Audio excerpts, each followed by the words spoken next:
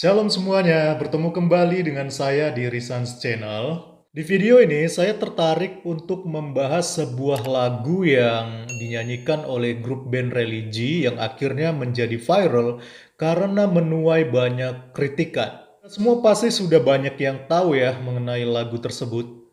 Yaitu lagu yang berjudul Ya Tap Tap yang dipopulerkan oleh seorang penyanyi Kristen asal Lebanon yang bernama Nancy Ashram. Dan lagu ini dinyanyikan oleh Nisa Sabian di dalam acara stasiun televisi yang bertajuk Syair Ramadan. Yang menjadi kontroversi adalah meskipun lagu ini ditulis di dalam bahasa Arab, tetapi sama sekali tidak ada unsur-unsur religi Islami di dalamnya. Nah, jikalau kita artikan lagu ini lebih berbicara tentang hubungan berpacaran di mana seorang wanita sedang mengalami yang namanya ngambek gitu ya terhadap pasangannya. Dan tentunya hal ini menjadi sangat-sangat aneh karena dinyanyikan di dalam sebuah acara televisi yang bertajuk Syair Ramadan.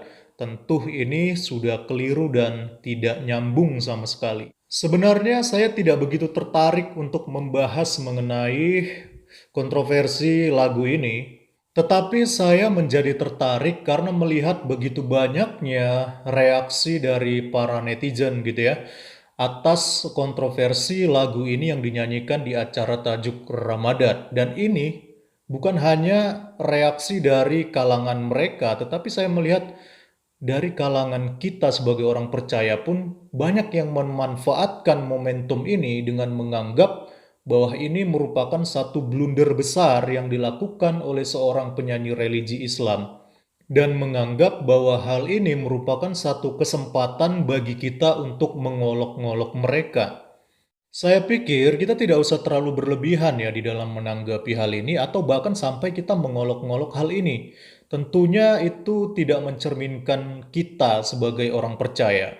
Karena sesuatu yang begini itu biarlah menjadi urusan mereka. Dan kita tidak tahu ada motivasi apa di dalamnya. Benarkah murni ada kekeliruan atau justru sebaliknya ini hanya suatu momen di mana untuk menciptakan sesuatu yang kelihatannya kontroversial tetapi ada tujuan komersil untuk menjadikan momentum ini menjadi viral. Ya, ini hanya pendapat saya secara pribadi. Saya tidak paksa saudara mau ikut dengan opini saya atau tidak, tetapi saya hanya berusaha menanggapi dari sisi yang lain daripada kita hanya sekedar mengolok-ngolok situasi yang dialami oleh Nisa Sabian ini.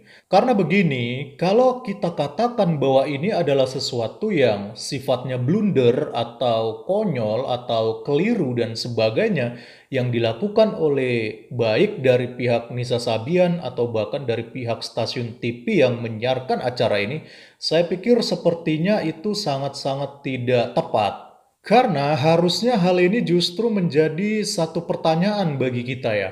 Bagaimana mungkin penyanyi sekaliber Sabian Gambus yang mempunyai lagu-lagu yang populer dan juga mempunyai jam terbang yang cukup tinggi, tetapi ketika mereka mau tampil membawakan satu lagu, mereka tidak mengetahui konteks daripada lagu itu.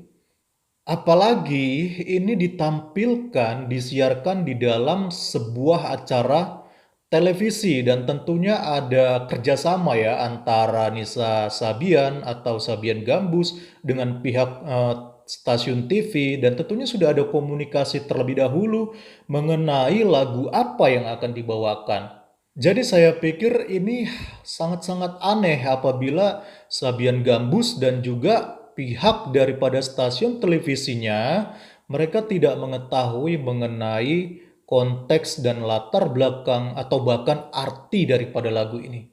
Karena kita sudah hidup di zaman digital gitu ya, segala sesuatu informasi bisa kita dapatkan dengan mudah hanya melalui akses internet. Jadi nggak mungkin lah mereka ini nggak koreksi terlebih dahulu mengenai lagu yang akan mereka bawakan pada waktu itu. Nah, lantas kalau demikian adanya, kalau memang pihak daripada Sabian Gambus dan juga pihak daripada stasiun televisi sebenarnya sudah tahu makna daripada lagu itu, kenapa masih tetap dinyanyikan dan disiarkan?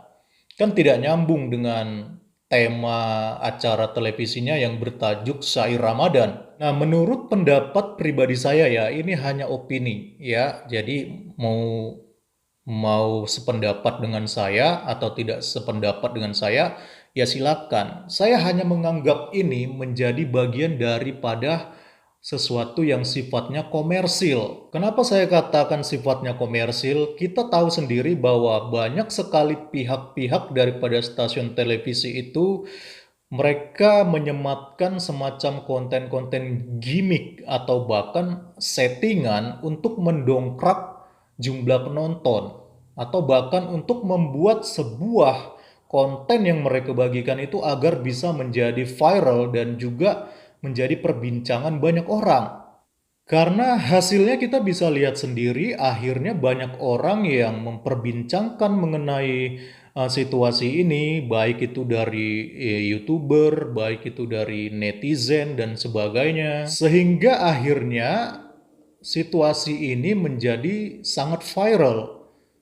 Saya melihat sendiri di akun YouTube daripada stasiun televisi yang menayangkan video ataupun nyanyian daripada Nisa Sabian itu akhirnya banyak dikunjungi oleh netizen.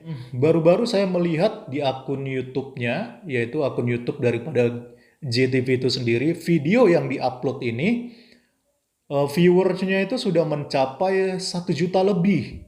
Dan viewer ini adalah yang terbanyak di antara video-video yang ada yang pernah diupload oleh pihak daripada stasiun JTV ini. Bahkan perbandingannya bisa dibilang sangat jauh ya, dibandingkan dengan video-video yang lain yang hanya ditonton ratusan ribu orang, tetapi video tentang mengenai kontroversial lagu yang dinyanyikan oleh Nisa Sabian ini itu mempunyai viewers yang sangat banyak, yaitu sudah ditonton lebih daripada 1 juta orang. Makanya kenapa saya katakan kita tidak perlu berlebihan di dalam menanggapi hal-hal semacam ini. Karena sekarang kita ini hidup di era digital ya. Banyak orang berlomba-lomba untuk menjadi viral, berlomba-lomba untuk menjadi terkenal, tetapi banyak juga melakukannya dengan cara yang salah. Mau tidak mau kita harus mengakui bahwa kita hidup di zaman yang demikian, di mana banyak orang berlomba-lomba menjadi viral, tetapi mengesampingkan yang namanya motivasi yang bersih, motivasi yang jujur. Dan tentunya hal ini juga menjadikan pelajaran ya bagi kita sebagai orang percaya, supaya kita bukan hanya menjadi orang yang mengejar popularitas, ingin terkenal, ingin viral, tetapi melakukannya dengan cara-cara yang tidak bijak, bahkan dengan motivasi yang tidak jujur dan tidak tulus. Menyikapi hal ini, saya teringat dengan satu ayat di dalam firman Tuhan yang berbunyi demikian, yaitu dari 1 Korintus pasal 10 ayat 31. Aku menjawab, jika engkau makan atau jika engkau minum atau jika engkau melakukan sesuatu yang lain, lakukanlah semuanya itu untuk kemuliaan Allah. Jadi saya pikir kita sebagai orang percaya, sebagai orang Kristen harusnya menjadikan ayat ini sebagai dasar di dalam kehidupan kita atau bahkan motivasi di dalam hidup kita untuk melakukan segala sesuatu itu tujuannya untuk memuliakan Tuhan. Jadi bukan motivasinya untuk memuliakan diri sendiri, supaya menjadi terkenal, supaya menjadi viral, supaya popularitas cepat naik, tetapi kita lakukan dengan cara-cara yang salah dan tidak memuliakan Tuhan.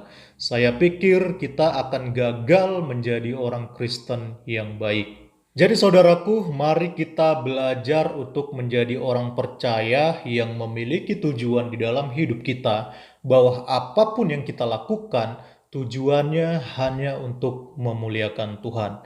Maka dari situ kita akan mempunyai motivasi yang bersih, motivasi yang jujur, karena kita tahu bahwa apa yang kita lakukan adalah untuk kemuliaan Tuhan. Mungkin sekian dulu yang bisa saya sharekan kepada teman-teman semua. Kiranya kita tetap memiliki motivasi yang suci dan tetap memuliakan Allah. Tuhan Yesus memberkati saudara.